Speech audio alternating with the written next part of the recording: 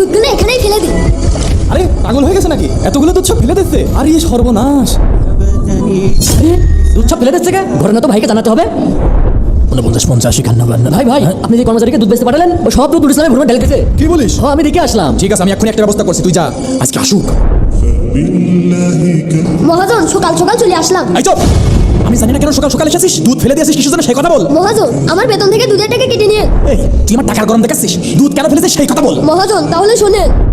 কি ব্যাপার দাদু, আজকে এত দেরি হলো কেন? হ্যাঁ দাদু, আজকে দেরি হয়ে গেল, দেন বাটিটা দেন। আরে দাদু, এর ভিতরে টিকটিকি কেন? আরে তাই তো দাদু, তাহলে এই দুধ তো আর খাওয়া যাবে না। অসুবিধা নেই, আমি এই দুধটুকু ফেলে দিয়েছি। তোমার তো মেলা টাকা লস হয়ে গেল। শুনেন দাদু, এই দুধটুকু ফেলে দিতে হবে, তা না হলে যারাই খাবে তারাই অসুস্থ হয়ে যাবে, কারণ এগুলো সব বিষাক্ত হয়ে গিয়েছে। হ্যাঁ দাদু, তুমি একদম ঠিক বলেছো। আসসালামু আলাইকুম। ওয়ালাইকুম আসসালাম। এই টিকটিকি একটা পড়েছিল, টুক করে ফেলে দিলে কেউ দেখছিল নাকি? হ্যাঁ মহাজন একটা টিকটিকে পড়ে সম্পূর্ণ দুধ বিষাক্ত হয়ে গিয়েছিল। যারা এই দুধ খেত তারাই অসুস্থ হয়ে পড়তো। আর মনে রাখবেন, কেউ না দেখলেও আল্লাহ সবকিছু দেখছেন। বন্ধুরা, এই ভিডিওটিতে 10,000 লাইক চাই, তাড়াতাড়ি লাইক করুন।